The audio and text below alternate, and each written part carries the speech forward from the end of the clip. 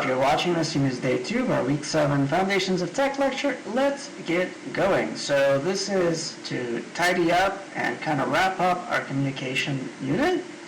We are going to be finished with communication after this.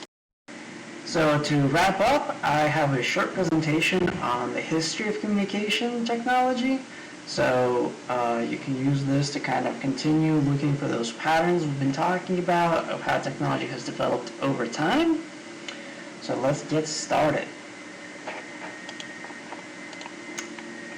It all starts with, of course, the alphabet. Intrusion writing, which is kind of credited with being the first precursor to the Latin alphabet, from which, of course, English and a whole bunch of other languages eventually developed. Then we have about 8th century BCE, so roughly 3,000 years ago, the Phoenician alphabet, from which, of course, the word phonetics comes from. It's the first true alphabet, and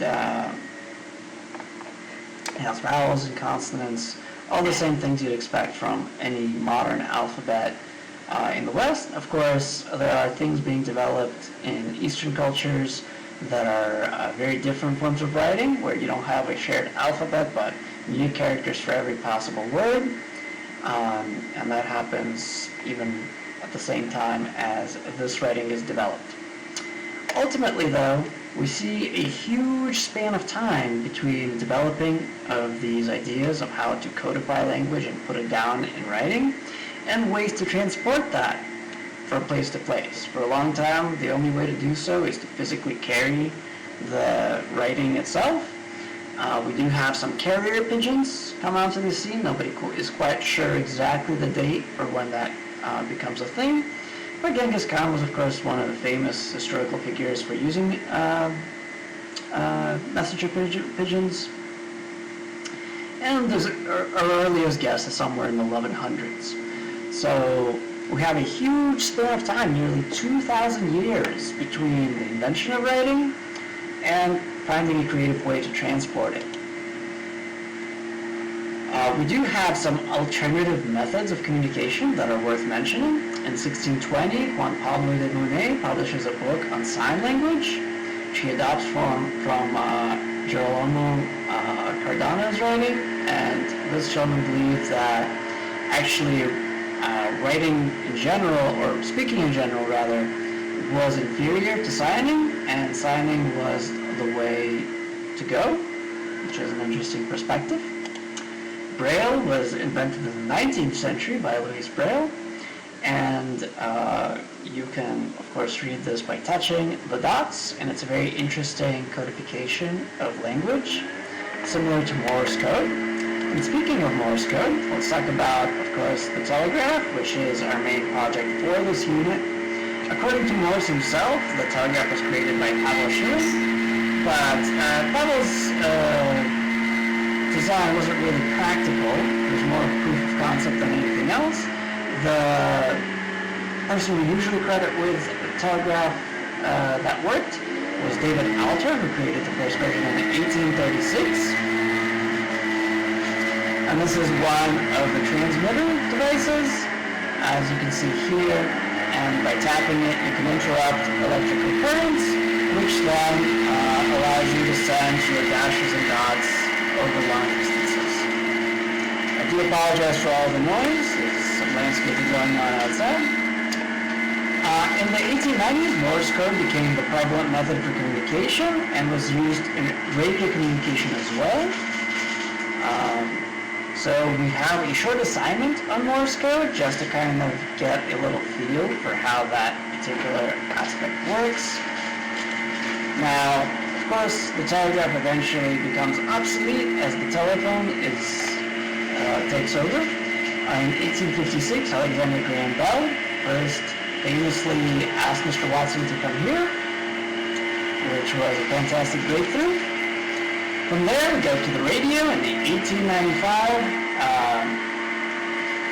there was the first transmission across the English Channel, or rather 1899 that happened, and then eventually from England to Newfoundland across great distances. So this was a very, very exciting discovery. And today we take it very much for granted. Radios used to be these huge hulking machines with lots of knobs and buttons and things to adjust, and today they just kind of seem to work miraculously. They're tiny, discreet. The way these things work is they collect fragments of radio signals which are broadcast on a specific frequency and piece those together into something that we can understand as sound, which is pretty miraculous.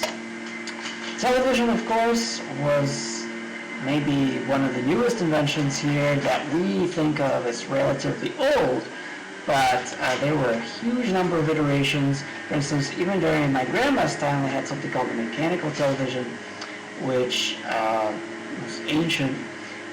Electronic televisions then took over. There was a version of the television where you had to put a large magnification glass in front of it with water because the screen was so tiny.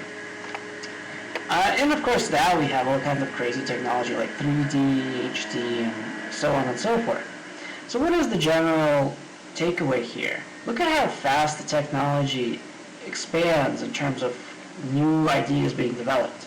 We have basically no new innovation or very little innovation taking place over thousands of years. We know the last 200 years we have all these new ideas coming to fruition and a whole large expansion in terms of how we use this technology, what we can combine with it.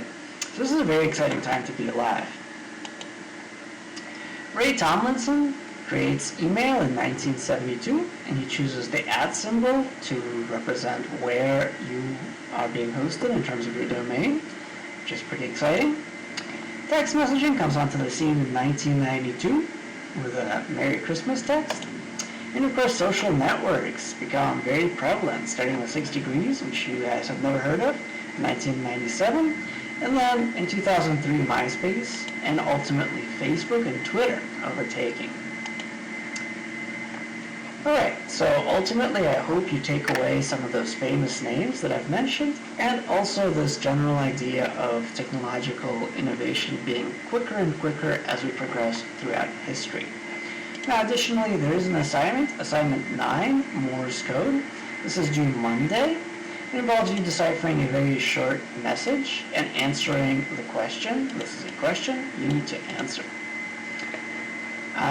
Additionally, please don't forget your Telegraph project, assignment 8, or the alternative, if you don't have supplies, is due Friday at midnight, so hopefully you've turned that in.